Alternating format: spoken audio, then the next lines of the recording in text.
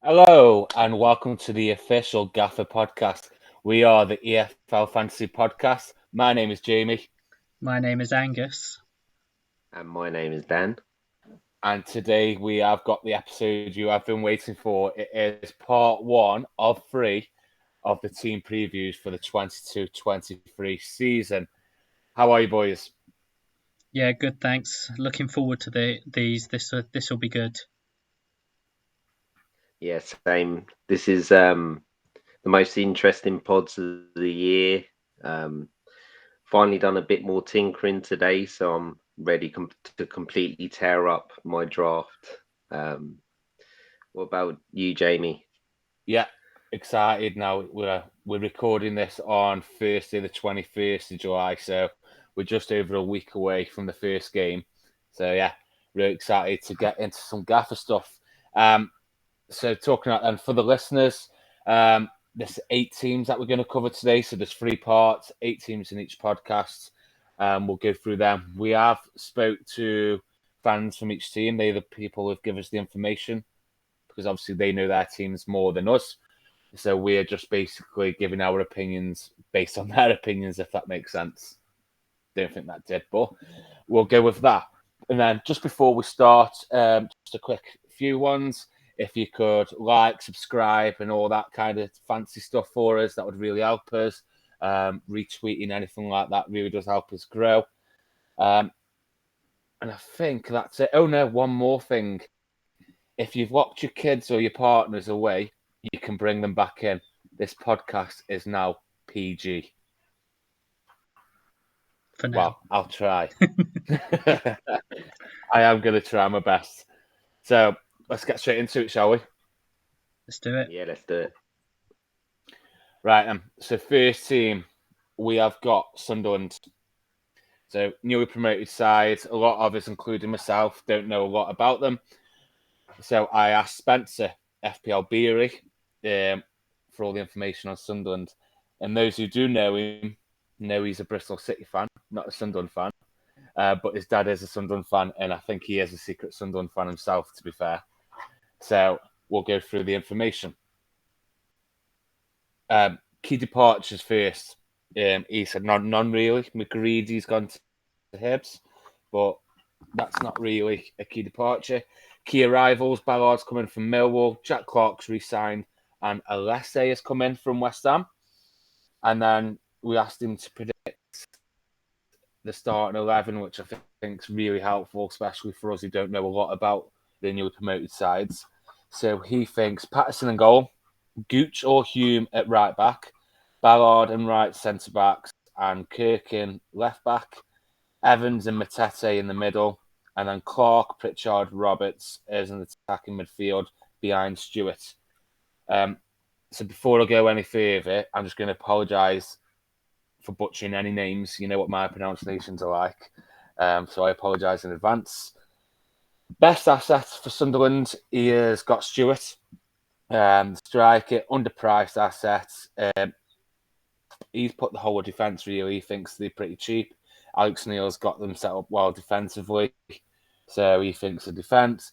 Under the radar asset, he thinks Hume at 4.0 if he nails that right back spot. Obviously, Gooch, I've noticed, has played quite a few games in pre-season, but that'll be quite interesting if he does get that right back spot at 4 million. And then a league position prediction, he has put 12th, 16th, which I think seems probably fair, doesn't it, really? Angus, your thoughts on Spencer's, information, really? Yeah, I think they're quite an interesting team, Sunderland, for this year. Obviously, they're a big club, but I think there's some potentially interesting assets there. I think they've got a very good manager in Alex Neil as well. Experience at the level, which helps when you get a League One team promoted. If you have a manager in charge who's been in the division before, I think there's a potential range of assets there, which is sort of what Spencer said, where he basically named everyone as a potential asset. But I think the defense could be good. I think Ballard is a good addition given some of the clubs that were looking at him. I like those attacking midfielders, particularly Pritchard and Roberts. Jack Clark could do well, but I would lean towards one of those two, and obviously Stewart. Be really interesting to see how he makes the step up. I think he might translate a little bit better than Clark Harris, who's obviously the same sort of one we were looking at last year. But yeah, I think it's probably fair to expect to be optimistic about sort of lower mid-table, but sort of safety in that. But we'll sort of see how that actually translates, I guess. In terms of your Gaffr watch list, have you got any Sunderland players on there at the moment? So my first draft had Patrick Roberts in it. I've also had a tweak with my team today, and he has gone out, but he's probably the one most on the watch list for me. What about Ballard? Do you think he's worth the 0.5 more than the rest of the defence? I think we saw him do it in the division last year, which helps with Millwall. And obviously the pedigree moving from Arsenal. So probably worth that slight extra, but it remains to be seen sort of in the performance whether it's actually just worth going with one of the cheaper ones. Okay. And Stewart, you mentioned Clark Harris. I've got that feeling about him. I'm a bit hesitant because I didn't watch League One the season before either. So I kind of jumped. I didn't get Clark Harris in, but I was quite excited around the hype of him, and it didn't quite materialise, did it? So do you think Stewart's just a wait and see how he adapts to the league? He will be for me. I think he could adapt slightly better, but I'll very much be waiting to see on him how it actually works out. Okay, so it's just Roberts really on your watch list, let's say. Yeah. Okay, Dan, do you have anything to add to that? I think Angus covered it pretty well. I think I mentioned on one of the other pods that I think Sunderland assets could, because of the prices, we could at some points maybe have two or three. I've had the goalie in my drafts, 4.5s. I think I like Pritchard maybe a bit more Roberts, just because I think he'll maybe be on set pieces. I've got Kirken, the left back, quite young, didn't get too many attacking returns, but for 4.5, if he's just a bench option, who, if Sunderland can keep clean sheets, which maybe with Neil they might be able to, I think it's not a terrible idea. Not convinced with Stewart yet. 6.5 more than Clark Harris last year. So many good options for strikers. It's definitely a wait and see. But yeah, I'm excited with Sunderland, and I agree with Spencer. Maybe 12th's a bit high. I'd probably have them maybe 18th to 14th, but I think we'll definitely have some of their players this year, I think. Yeah, I was just looking at Clark at 5.5. They play the 4-2-3-1, and you've got Pritchard and Roberts at 6. If it becomes a good option, you get to save 0.5 there, don't you? So, but I think for myself as well, I don't think I'd go anyone unless it was someone just as an enabler to start with. I just want to see how they adapt to the Championship as well. They've been out of the league for a long time now. They're a big club, so let's just see how they adapt with the home fans behind them. Shall we move on to the next team? Yep. Okay, so next we have got Reading. This one has been quite a difficult one, hasn't it, with what's been going on at Reading. A lot. Angus, you spoke to quite a few of their fans, haven't you? Yes, I have. And I think all of them have given you different answers. So you've summarised this one for us. So I'll go through them now. So I'll start with the key outgoings and the incomings. So obviously Swift has left West Brom. Laura and Rinamoto have left from midfield. Key incomings, Hendricks, Fornar, Hutchinson, and Long. And then we've got 2 predicted lineups here because I'm guessing they couldn't quite decide on what formation they think they'll play. So we'll start with the first one. So it could be a 4-3-3, and that's likely to be Lumley or Buzanis, is how you pronounce this? Yeah, thank you. Either of them in goal, we're not too sure yet. Yardham, Holmes, Hutchinson, McIntyre at the back, and then a midfield 3 of Ince, Hendrick, and Ejaria, and a front 3 of Hoylett, Maite, and Lucas João. See, that one strikes me straight away as very unbalanced with Ejaria and Ince as a midfield 3, as well as having Maite and Hoylett in front. But then it could be a 3-4-3 with same keepers, Holmes, Hutchinson, and McIntyre, Yardham, Ejaria, Hendrick, Guinness Walker, Ince, Maite, or João. Before I go on to the best assets, Dan, what do you think about the predicted lineups? A lot of uncertainty, isn't there? Yeah, it looks like defence is pretty sorted, maybe apart from left back. Maybe some question marks over the goalie. The pod isn't a fan of Lumley, but he'll probably start the season, I'm guessing. Seems like centre mid, it's whoever partners Hendrick. Going forward, they look like they've got options. Lucas João will probably score double figures easily, I'd guess. And you'd think Ince will definitely play. It's who else plays. So, yeah, I think attacking wise, they could have options, but it's a wait and see, I think. Well, regarding the assets then, so for the best assets, we've got given Lucas João, Maite, and Ejaria. Budget assets would be the goalkeepers. Under the radar picks, Hendrick and Hutchinson, and a predicted finish of 20th.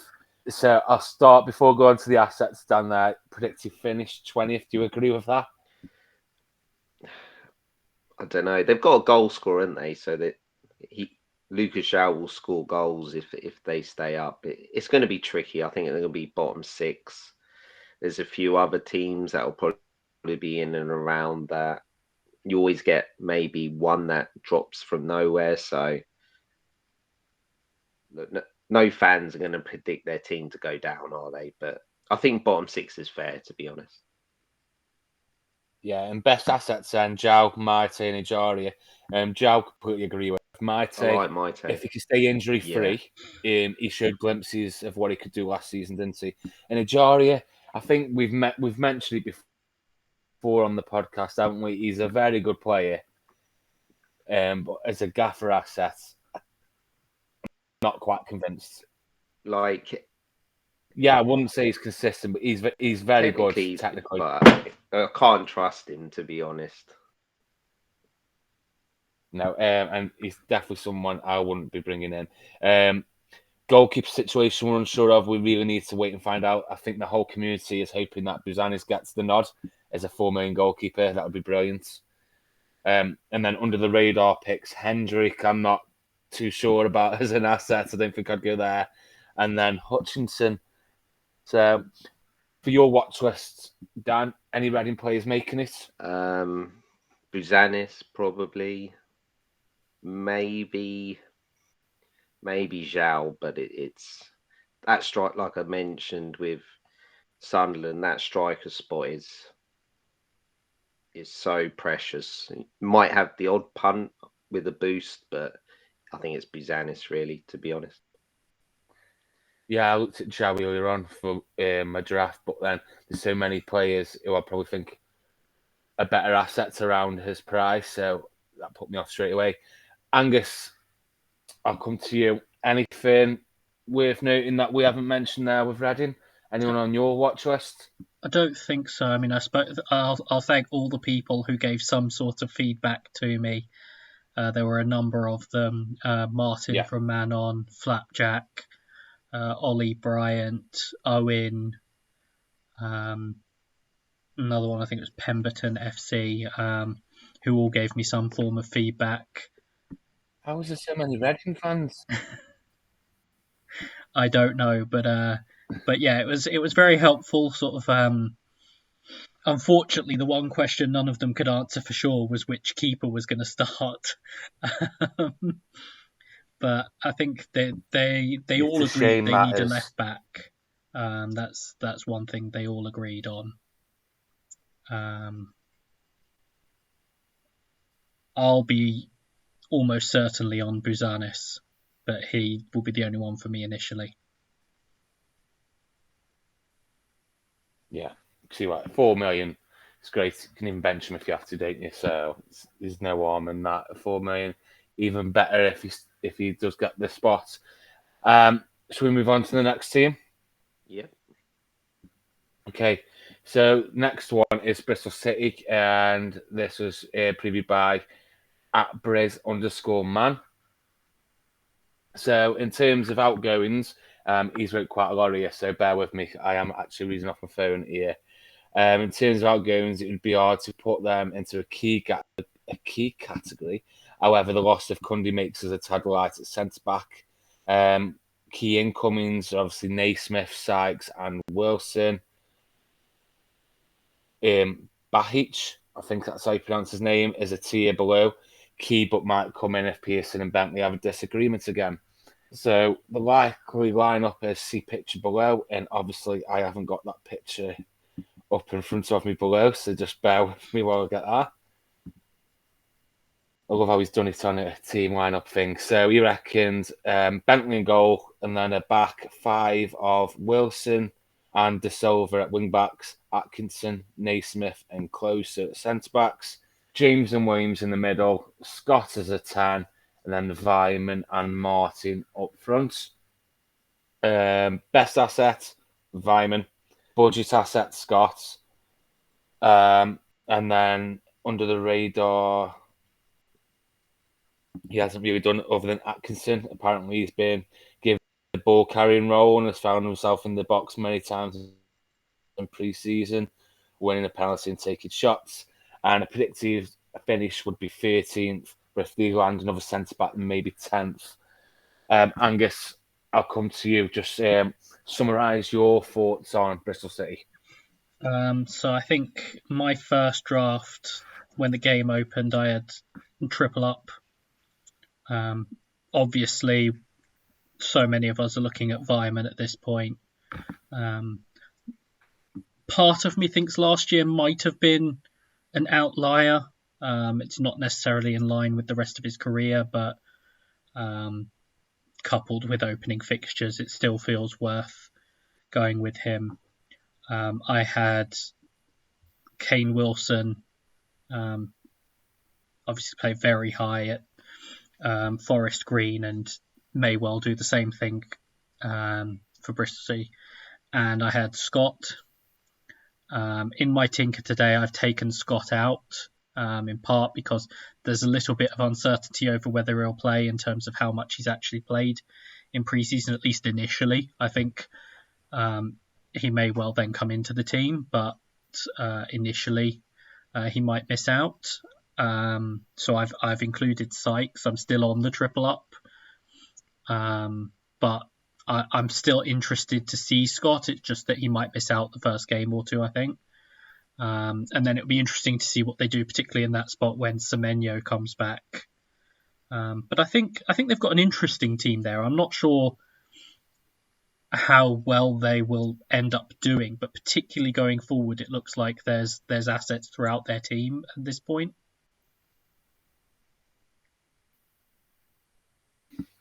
Yeah, and would you agree on the predicted finish around 13th to 10th? It might be a tad high from my point of view, that one, but Bristol City for me are one of the hardest teams to predict where they'll actually finish. I probably would have said something like 12th to 14th, that sort of range. So it's only marginally different. So it's in the right sort of ballpark, I reckon. How long's the menu out for? When is it that he's back? That's a very good question. I don't have the answer for you off the top of my head. August or September. I think it's September. I think it's the first couple of months since it's off the top Yeah, of my head. I think it's September. Okay. I thought it was longer than that, so that's good. Dan, your thoughts? Anybody on your watch list? Anybody in your current draft? Yeah, so as Angus mentioned, I started with the triple up, the same one as Angus. Vyman, just those fixtures. I think it's more not fear, but just Vyman. I think he's going to be, especially with the news of Semenyo out, he's definitely going to be playing up front. Whereas at times he was playing like right wing back and cam. So you think if he's further forward, he's going to get more chances. Wilson is in my team as well. Whether he can step up to Championship is a big question. We know that's two divisions. That's a big step up. And Bristol City were terrible defensively, and it's whether Naismith and Wilson can improve them. I'm still not convinced the centre mids help him out defensively enough or good enough to help him out. So we'll have to wait and see. Naismith is a decent option at 5 million, but I think the upside's probably with Wilson if he does settle into the Championship. Okay, we'll move on to the next team then. And the next team is QPR. So Chris Armitage has done the QPR preview for us. He has wrote quite a lot here, so bear with me. Key departures: Austin, Gray, Adebayo, I think that's how you pronounce the name, Wallace, Barbe, and McCallum. Key arrivals: Powell as a left back, Tyler Roberts, Macaulay Bonne. He's come back from a loan spell from Ipswich, and he's probably going to be back up to Dykes. Jake Clark-Salter replaces Barbe as a left-footed centre-back. And then obviously Beale as the new manager. He's put him as one of the key additions. His predicting 11 is a 4-3-2-1. So Dieng in goal. Right back, he says they desperately need a right back. At the moment, it looks like Kakai will play there if they don't sign McMurray from Millwall. Or likely end up going to the Premier League for a loan. Dickey and Clark-Salter centre backs, Powell left back. Johansson is a deepest of the midfield three. Fields, probably left centre midfield. And then the right centre midfield is up for grabs. It's probably Dazal. He's like to start because Amos is left-footed as well, so he doesn't think they'll play with three left-footed centre midfielders. And then that leaves you with your two behind Dykes, which would be Chair and Willock when fit. Up until Willock being fit, it could be one of Roberts, Shadipo, and Adamar. So that is the predicted 11. Best asset, he thinks Chair. He says he's been unreal in pre-season. The team's built around him at the moment. And he thinks it's going to be his best season yet. So quite hopeful there for Chair. Underpriced assets. Fields, he doesn't think he's actually underpriced, but he's one of the best cheap assets. He always starts in a box-to-box role. And he's also put Field as the under-the-radar asset. And then league position, 12th. He says he desperately need a right back, a striker, and a backup left back. Overall depth is weak. Expects good football, but obviously the depth isn't there. Dan, I'll come to you. Firstly, your thoughts on QPR for the upcoming season? Yeah, I think as Chris mentioned, Beale coming in is an interesting manager appointment. I know Angus is a fan with the work he done with Rangers with Stevie G. Interesting that they're going to a 4 at the back. Not convinced with Dickey as a centre back in a 2, so that'll be interesting to see how he copes. I think Clark-Salter's a decent signing. Powell Seems like an attacking wing back. Roberts, not convinced, but we'll see how he does. It's a shame it looks like Willock's out for the first couple of game weeks because before the news broke, he was in my team. Might not be now. Really? Oh, that's interesting. He will be though, Angus. Surely He's back in He's full not training. played. Yeah, but he's not played minutes, has he? But that is good news. He's not as far out as we thought he was. Yeah, it's just depth though, isn't it? An injury or two, and they Yeah, could be in trouble, couldn't they? yeah, and I'm not convinced that centre mid's going to have the right balance either. It's not a creative in there, is there either? No, not really. No, Field, and then if Desal plays with Johansson, no, you're relying on Chair and Wilt Willock. to basically create everything, aren't you, behind Yeah. Dykes there? Asset wise, Dan, anybody on your watch list? Not apart from Willock and Chair, probably not. Maybe Powell, the left back, but I don't know anything about him, so it's a wait and see, really. Interesting if they don't get a right back. That Kai, is he 4 million? I think he is 4 million. Yeah, it just feels like that they will get a right back in at some point. So I'm not sure it's worth even having him in your squad, to be honest. Dieng's not terrible at 5 if you don't like any of the 4.5s, but I don't know. There's a lot of questions about QPR, and I just need to see how it all settles down. Get Willock, get Chair in that side. It might suit Dykes really well, and he scores a lot of goals. So if he yeah, does as well, 7 million.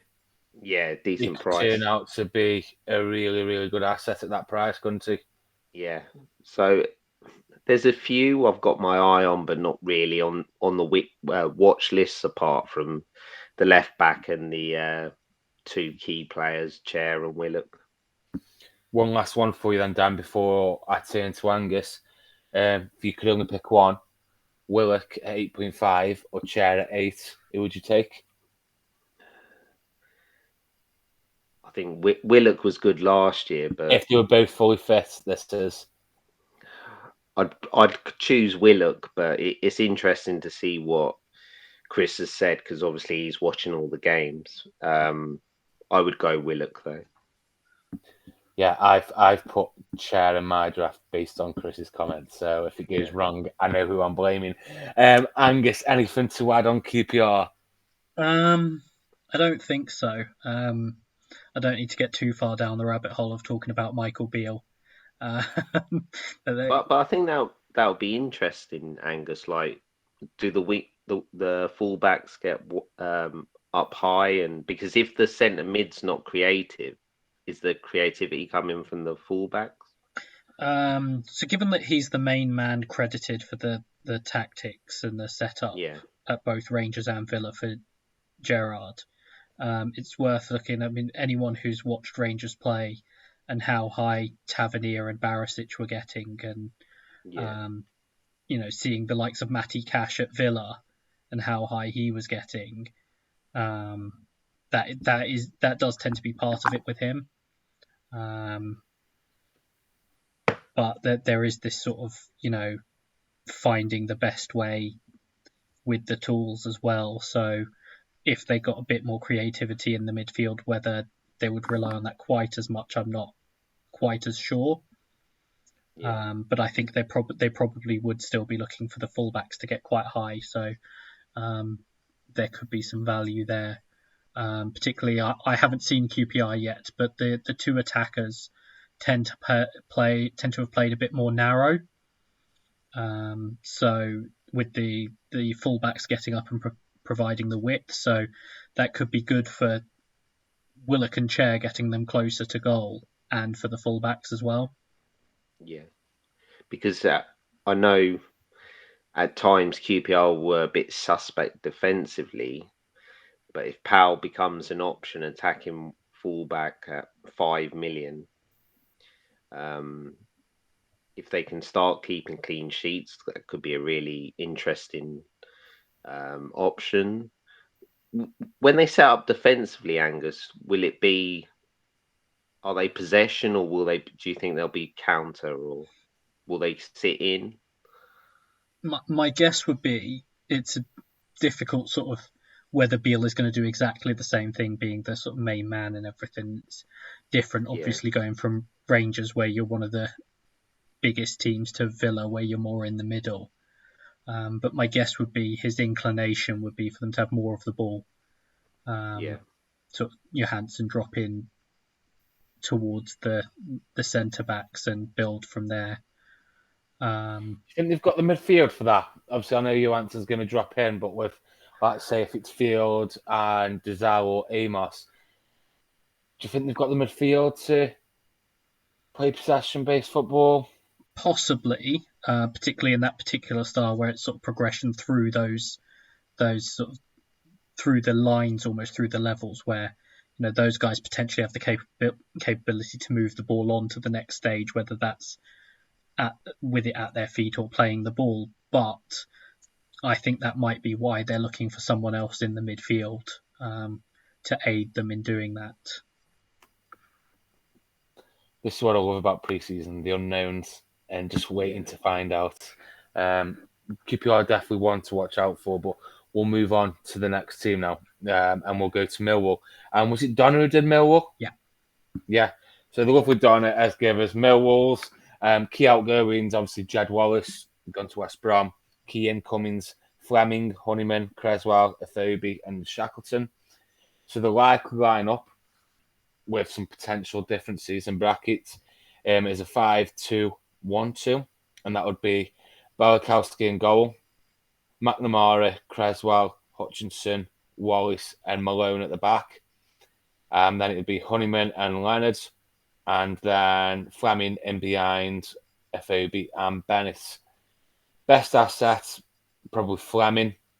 Budget asset, Honeyman. Under the radar, Athobi, and a predicted finish of 5th. So, Angus, I'm going to come to you with a few questions. Obviously, they've lost Jed Wallace, but they've brought in this Fleming. I know absolutely nothing about him. I saw a West Ham fan in the Planet FPL Slack went to watch Millwall the other night, and he commented on him. What are your thoughts about Fleming replacing Wallace? I know he got a lot of very positive reviews from his time in the Dutch league, and I've been hearing good things throughout pre-season when they've seen him play. They seem to immediately think he's a good player, to the extent that I think they've already sort of moved on from Jed Wallace. Now, partially that's just the way it came about, but I think when you see other players doing well, it makes it very easy to then move on from that player who's left. But I know he's sort of been the link between the midfield and the forwards, as that would suggest. But apparently he does that very well, sort of picking up space and finding guys ahead of him. So it all sounds positive. I haven't seen enough to sort of speak on it fully, but he'll certainly be one I keep a very close eye on based on what I've heard so far. Is it a very awkward price, really? 7.5. I'm so tempted to just take a punt on him and hope that he is what we think he might be. But then I don't want to put 7.5 million on somebody who's new to the Championship, especially coming from abroad as well. So it's a really difficult one. I don't think I will end up starting there. I might jump on him very quickly, but I don't think I'd start. Budget asset is Honeyman, obviously moved from Hull. He was injured at the beginning of the season last year. Once he come in, he did okay, didn't he, in terms of fantasy points. And then under the radar pick, Angus, Benicophobe, obviously signed there permanently now from Stoke after being there on loan. What are your thoughts on those two, Honeyman and Athobi? Yeah, I know that there's been very positive reaction to Honeyman, He's come in and apparently hit the ground running right away. So I think that there's the potential positives there, particularly if he's sort of, the sort of main sort of distributor from the actual central midfield position. He could be interesting.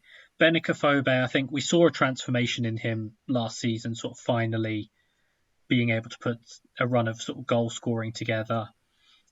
He talked about the last season, I think in the second half of the season, about what he'd been through in his personal life and how that had affected him on the pitch, and how he sort of felt like he'd found a home at Millwall. So hopefully we can see more of that from him this season, because I think he could be a very interesting option. And I think there's real reason for positivity with Millwall. We've seen them be there or thereabouts, it feels like, for a few years on the fringes of the playoffs. And I think if these acquisitions they've made go to plan, then they really could be challenging again. I will say, because I promised Donna I would, she sort of and ahed over a couple of positions. I had to send an edit to Jamie at one point. The central midfielder that partners Honeyman could change. She wasn't sure between Saville, Leonard, and then obviously Shackleton coming in. And she'd originally said that Bradshaw would partner Afobe, but she said that Bennett has been really good in pre-season, so she thinks he might get the starting jersey alongside Afobe now.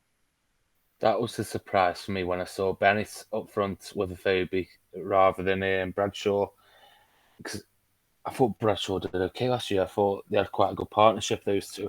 And I'm not a massive fan of Bennett, if I'm honest with you, but I won't let my biases get in the way. Before I come to you, Dan, one last thing for you, Angus. This is the third year of Gaffr Fantasy, over the last 2 years, Millwall defensively has been priced very high, and that's probably because they're very good defensively. Burkowski's a premium at 6.5. You've got Malone at 6.5, Free at 6, McNamara and Creswell at 5.5. Is there value in that defence if you wanted to start there from game week 1? So in the latest version of, well, I guess it's my second draft, I do have a Millwall defender. People who listened last year will know how much I love Murray Wallace. He is in my team. But yeah, I think so. I think I said it on one of the pods. I might have said it elsewhere. I lose track. Millwall will probably go overlooked, particularly defensively, because they're priced high, but they will give you what they're priced for. They won't necessarily give you more, but they will give you what they're priced for. So they often get overlooked, A, because they're priced high, B, because it says Millwall next to them, and C, because people don't see the value in them, because you're not gaining anything extra. Maybe from someone like Scott Malone, who I think that both years has ended up being one of the highest scoring defenders, but I think they're very viable to go with defensively. And Dan, come to you then. Anything you'd like to add, and who's on your watch list? So obviously, when Jed Wallace leaves, you think, well, Millwall might struggle, and they were a little bit slow in the transfer market. Obviously, they lost a few of their loan players back, so I was starting to get a bit worried. But look, I don't know anything about Fleming like you guys, but if he is a similar sort of player to Jed Wallace, we know how well Wallace did on bonus, and if he's I don't know 75% of what Jed Wallace is, then 7.5 is going to be value or maybe even a bargain. Really like the Honeyman signing. Exactly the sort of player Millwall fans will like, hard working. I thought he might play a bit further forward, but Donna seems to reckon they're playing two up front, which they did a lot of the season. So maybe it's a stay away for Honeyman at 6 million now if he's playing a bit deeper. But player, I can't fault him. Someone who if Luton signed, I would have been quite happy with Honeyman. I like McNamara. I had him in my team last year when he scored 2 goals, so I've always got a soft spot for him. 5.5, but those rumours of him going to QPR aren't going away, so it's a wait and see for him. Benicophobe, I'm going to keep repeating it. The striker's spot are precious, and 7 million for Benicophobe. Not convinced with their fixtures to start off either, so I do like the price, but I'm not ruling him out throughout the season. Boosts you might want him, but it's a wait and see. So I think I'm not going to have any in the team, but there are players who are definitely on the watch list. Fleming high up there, McNamara's up there. You can't rule out Malone.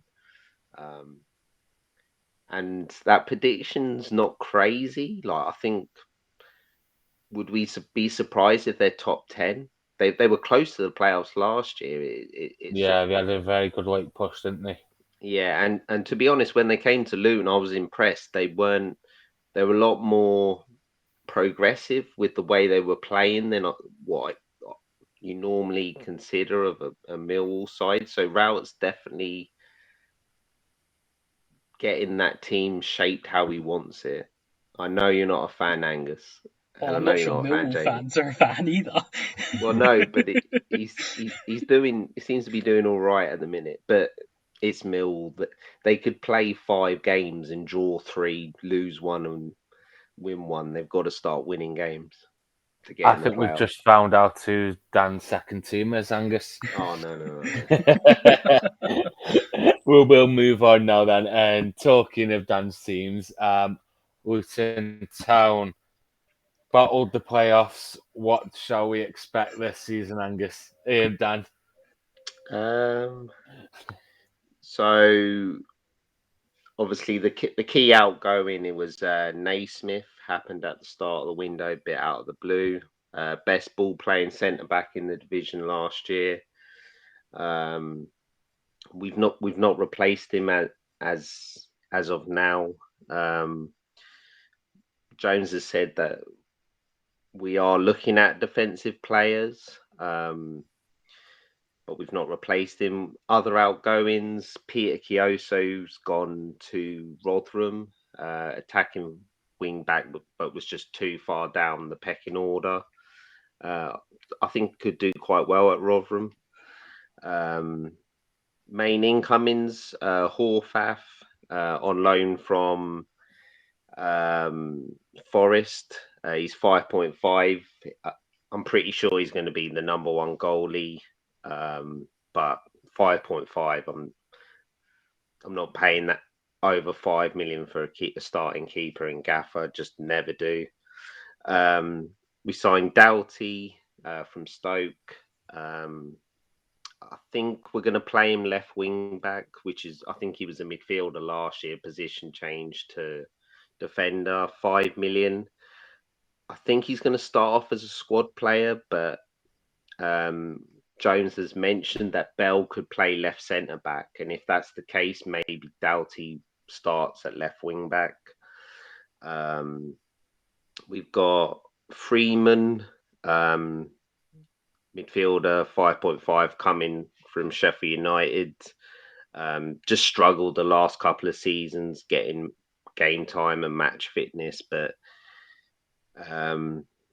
he knows Jones. They played together when he was younger. He went on loan to Yeovil, so we're hopeful maybe he can get him back to his best when he was at QPR.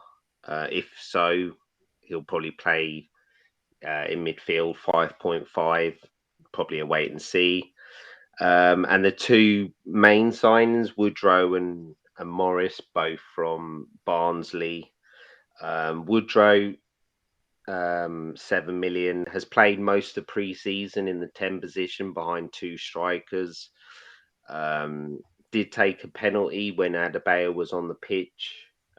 He did miss, so whether that means he's still on it, I'm not sure. And did score a free kick direct last night, so he might be on free kicks around the box. Morris, I haven't seen too much of him He was a bit delayed signing during pre-season, so he's sort of catching up with minutes. But he's pretty similar to Adebayo, so whether we play him together, I'm not sure, but we'll have to wait and see. I'll also mention that I think we signed Woodrow and Morris because of the 5 sub rule. And if you remember when Barnsley finished in the playoffs, they would constantly rotate the strikers. So I wonder if Luton are going to do something similar we've got obviously Adebayo, Woodrow, Morris, and Cornick. So wouldn't be surprised if 60 minutes just rotate. We were a high pressing team last year, and if we now have 2 extra subs to enable us to continue high pressing, I think that's how we're going to play. Moving on to the lineup, I'm not 100% sure because mainly because of the signings, but I think we're going to stick with the 3-4-1-2. Horvath, I'm pretty sure, will start in goal. Centre backs, I'm pretty sure Burke and Bradley will play. Osho's done quite well in pre-season. He's a youngster coming through. Right, he played a few games last year. If he plays, I think he'll play centre of the 3. He's quite pacey, so can sweep up if we make mistakes, either Burke or Bradley. Bree will be right wing back. Bell will probably be left wing back. I think we'll start with Campbell and Clark centre mid. That's because Pelly's out injured. He's not played a single minute, so he's still recovering. And I've gone Woodrow in the 10 behind Cornick and Adebayo. Like I said, I think the only change could be if Bell plays centre back, maybe a Fred Onyedinma or Doughty plays left wing back. But I probably won't know until Saturday, where we got West Ham, who you think would probably play near enough our closest starting 11. Best assets, Bree, attacking wing back. Doesn't have too much competition for his place. Good on bonus, was part of a Luton side that kept 19 clean sheets last year and could be on more set pieces now Naismith has left. Budget option is Osho. He's 4.5 if he starts playing in a one of the best defensive teams in the league at 4.5. Could be a decent option for your bench. And under the radar, I'm going to go Adebayo. I think he's cheaper than Pirro, Vyman, Victor. Good 5 fixtures against poor defences last year, apart from Burnley. He got 15 goals last year, and he's just improving at an alarming rate. And league position, I think, will be top half, pushing towards the playoffs. See where we are with 10 games to go. So yeah, that's it.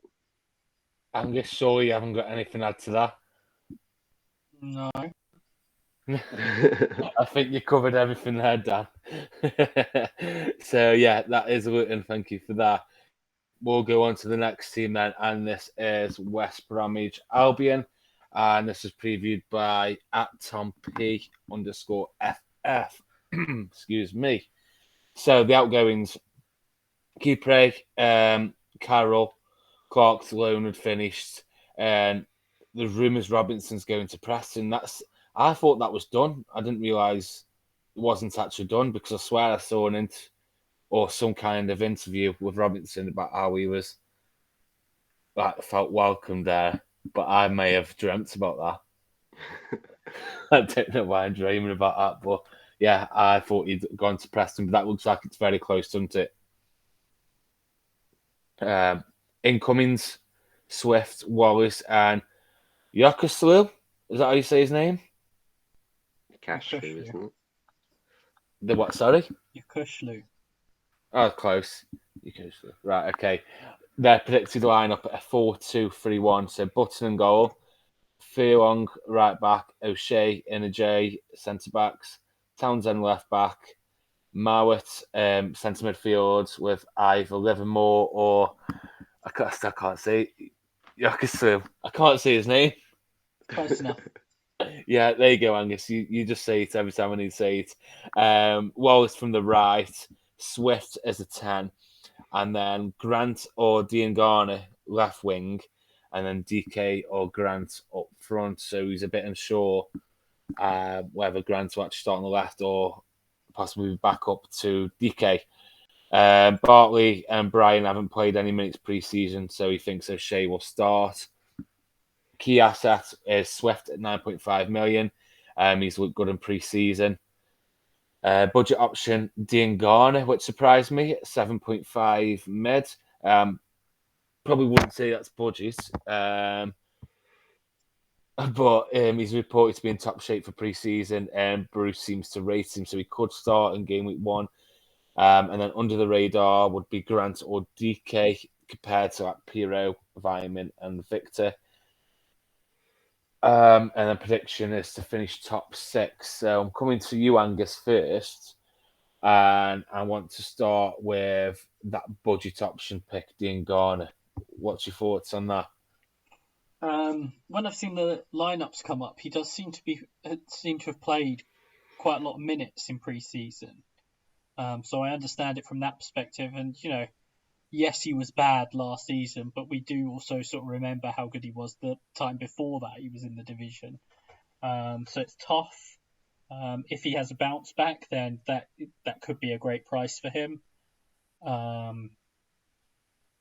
I wouldn't go there in part because my guess is he won't be in the first choice team. I think they'll probably go with Grant on the left and DK up top.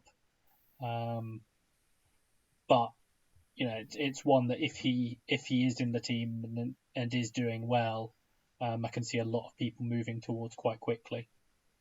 What are your predictions for them? Because he's put top 6. Do you agree with that? Yeah, I think that's fair. I'd have him as my favourites, Angus. They're right up there, but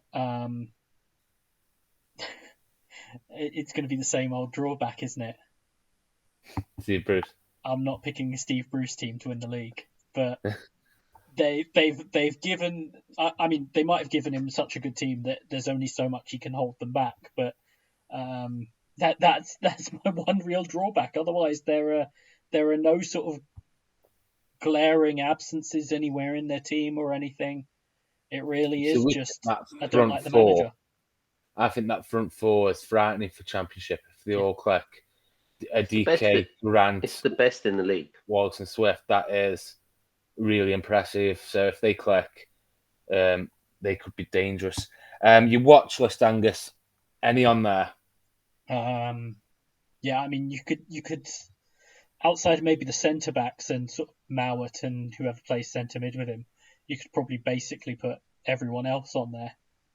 The 2 full backs and the front 4, and Dean Garner if he plays, like I'll have an eye on all of them. We've got Button obviously in goal at 6, but then your fullbacks, Townsend and Furlong, we know of them from last season. Furlong 0.5 cheaper than Townsend. Which one do you prefer if you had to favour one of them? It might well be Furlong just for the saving, but it's one I want to sort of see because obviously there was a decent period last year where they were playing with the back 3 and they were playing as wing backs. So I just want to get another look at them sort of likely in a back 4 and see sort of how they're doing in that regard. Okay, Dan, anything you'd like to add on West Brom? I think, just wanted your opinions on the £1 million difference between Wallace and Swift. At the minute, I currently have Rashika 9.5 in my team, so that's sort of a placeholder to maybe get to Wallace or Swift same price. You've obviously got Wallace, who's been very consistent the last 2 seasons in Gaffr in Millwall, who you think is maybe a bit lower down the table, whereas Swift has only done it for 1 year, and even in that year, he had injury issues as well.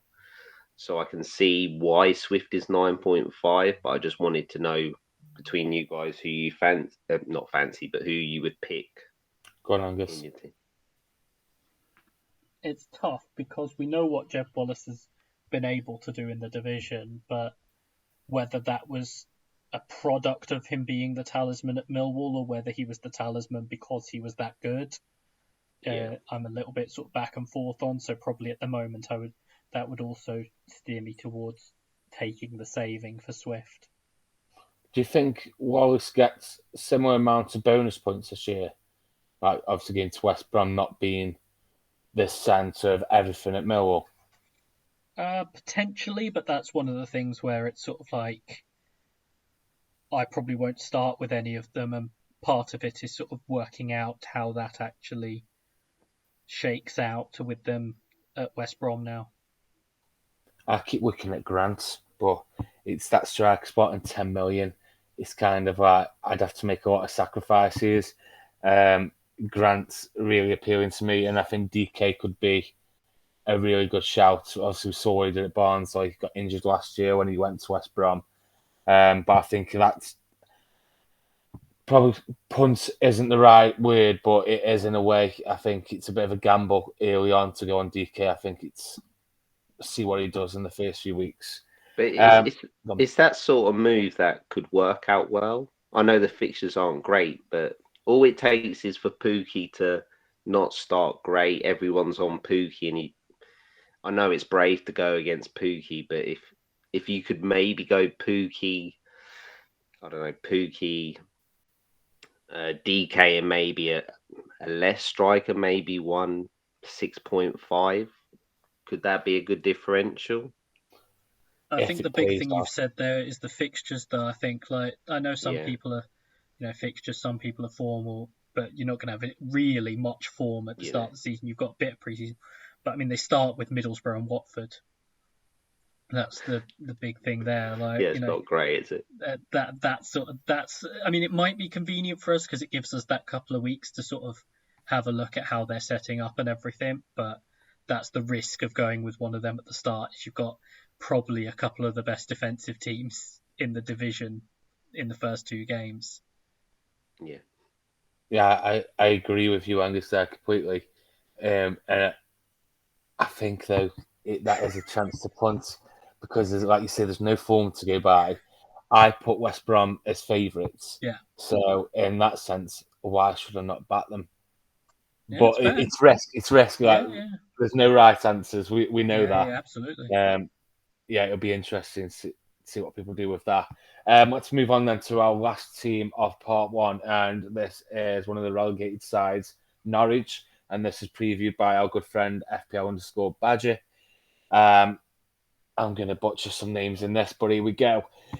Key outgoings: expect one of Tizolis, Rashika, or Aaron's to be sold to fund the Sara deal. Cantwell is unknown, although he has been playing in pre-season, so it looks like he may get another chance. Lots of interest in Pookie, but pretty confident he will stay now. So obviously that's good news for Gaffr managers that we get a season of Pookie. Kean Cummings, Aiden, he's coming from Newcastle, and the record signing Gabriel Sara, who I know absolutely nothing about. Like lineups, he has put maybe not for the first game, but this is the strongest side. So it's Krul or Gunn in goal, Aaron's, Anley, and you know who I'm going to try. Thank you, Angus. Gianellis left back, Aiden and Sara in the middle, Rashika, Ida and Cantwell in behind Pookie.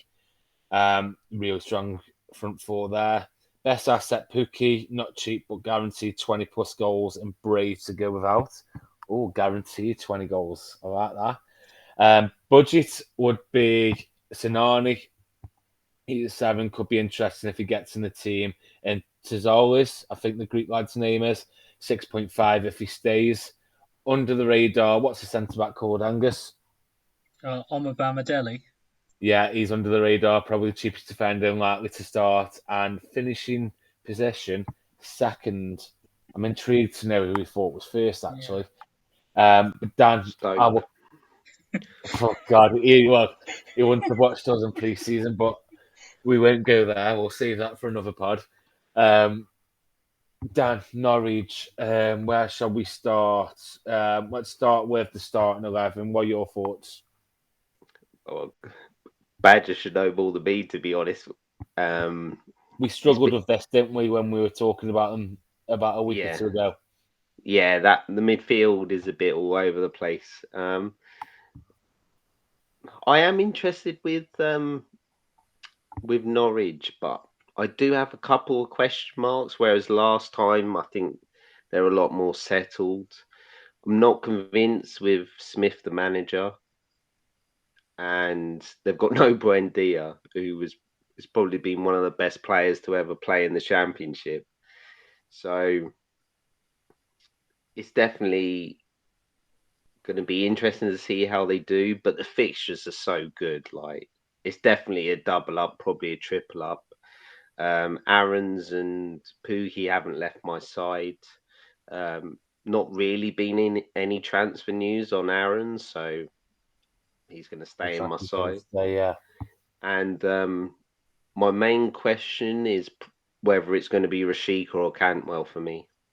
Would you go to Cantwell? He's 2 million cheaper, isn't he? I don't know too much about Rashika. I've heard good things about him, but it's 2 million, and if they're sort of doing the same thing, we'll see. But like I said, I think it was interesting. Giannoulis is a 0.5 million cheaper. I've seen a lot of people with double defense especially the last couple of weeks, couple of days. Whenever I've seen a draft, they've sold Zimmerman. So unless it's Gibson who starts centre back, or unless they bring someone in, Omobamidele does look like maybe he could be an option at 5.5. I'm interested that he thought Sonani at 7. He was a weird player at Huddersfield, didn't he? He had flashes where he looked really good, but never very consistent, or never really one of their key players. So I think it's definitely 2, probably 3, but it's just deciding whether Rashika Cantwell for me. So you're definitely going Aarons and Pookie defence for then just having a look at the midfield. Angus, what about you? Your Norwich watch list? So I'm currently on 2. I'm on Aarons and Pookie. I fancied, after seeing him score in a couple of pre-season games, I really fancied Solis, but it sounds like he might well be on his way out. Reading a couple of things today as well. So that's disappointing. I thought that was going to be my real sort of differential there. I'll certainly have an eye on the others. Primarily, probably Giannoulis, Cantwell, and Rashica. Not Hugo. He's been banging them in. I cannot tell you how many strikers would have to be out before I went for Jordan Hugo.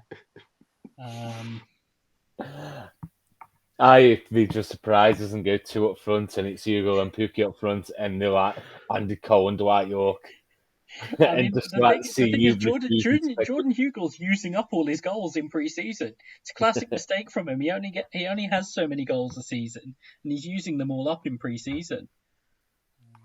This has got him going to Borough written all over it, hasn't it? When they can't find a striker day before the season starts. Jordan First Hugo. they guarantee it. First they'll sign him then, just so they can register him in time for game week 1.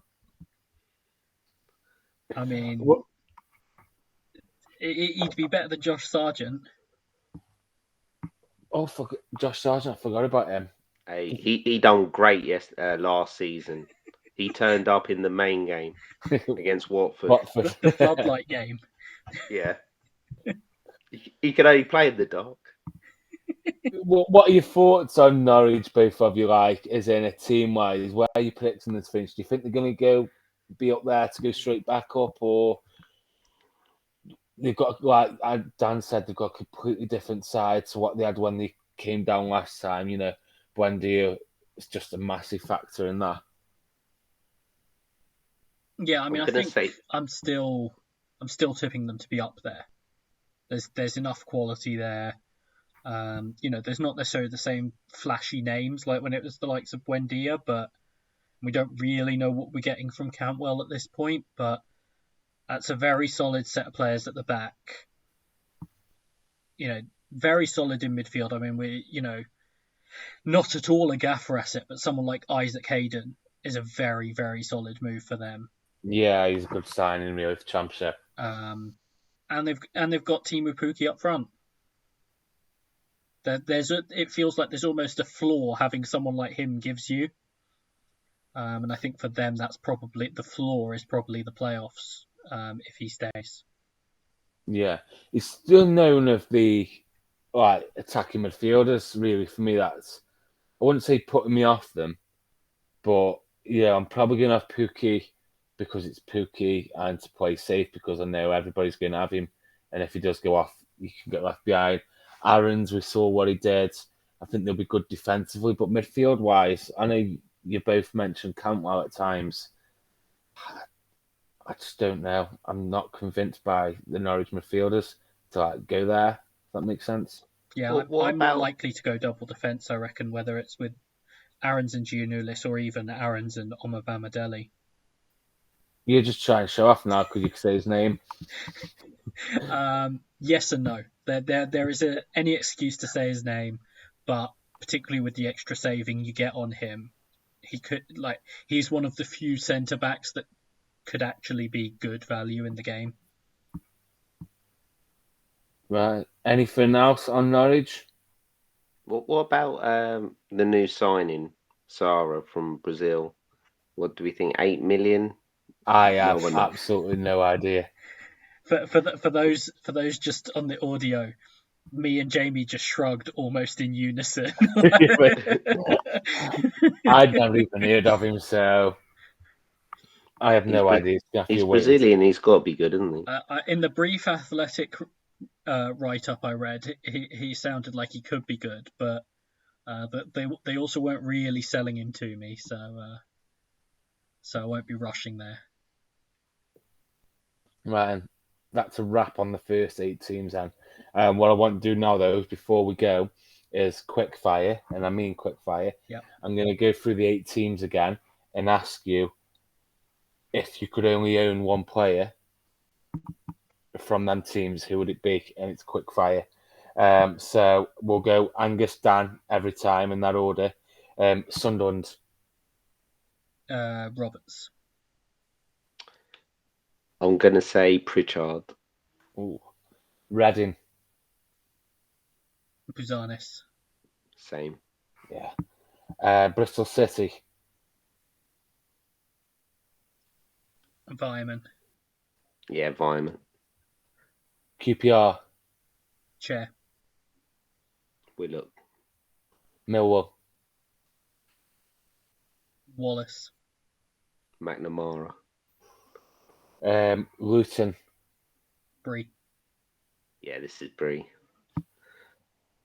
West Brom. DK. Swift. And then Norwich. Pukki. Pukki. Yeah, I thought so. Brains. So that's the first 8 teams sorted. As mentioned, and we are recording this Thursday night, but I think the plan, this will be released Saturday night, or is it Sunday? Saturday night. In that time, we're going to then record part 2 and part 3, and they will be out Sunday, Monday, Angus? Yeah, so we're recording Sunday night, the other 2. One of them I'll put out straight after we record, and then the third one will go out on Monday. Right, so we've got them 2 to come, and then we've also got our predictions podcast that we're going to do before game week 1. I think what would be really good if we can get the community involved in that. So we'll put a tweet out through the podcast account with a list of predictions, and for you guys to fill out. We will go and look back at them at the end of the season with a podcast. I think that'll be a really fun thing to do. And then we're going to do we haven't confirmed it yet, have we? We put a poll out. If we can get the time, I think I'll be available. We're going to do a pre-game week 1 deadline spaces, aren't we? Friday afternoon. Yep, sounds good. Yeah. Ever missed anything? Nope. No. So this is a reminder, mini leagues. We have got the Gaffr Super League. I'll explain it because I'm fed off of explaining it on Twitter. Championship, League 1 and League 2 is a relegation and promotion mini league for each season. They are invites only if you've been promoted to them leagues or stayed in them. Non-league is open to everybody, so see my Twitter, you'll find the code on there. And we've also got a cash league, which is a £10 entry, prizes for the top 3. Trustworthy league, we did it last season. The top 3 got paid out, so I didn't run off with the money. So give me a message if you're interested in that. Anything else you two would like to add? No, I don't think so. Well, that is a wrap. We'll see you for part 2. Thank you for listening or watching. See you next time. Bye.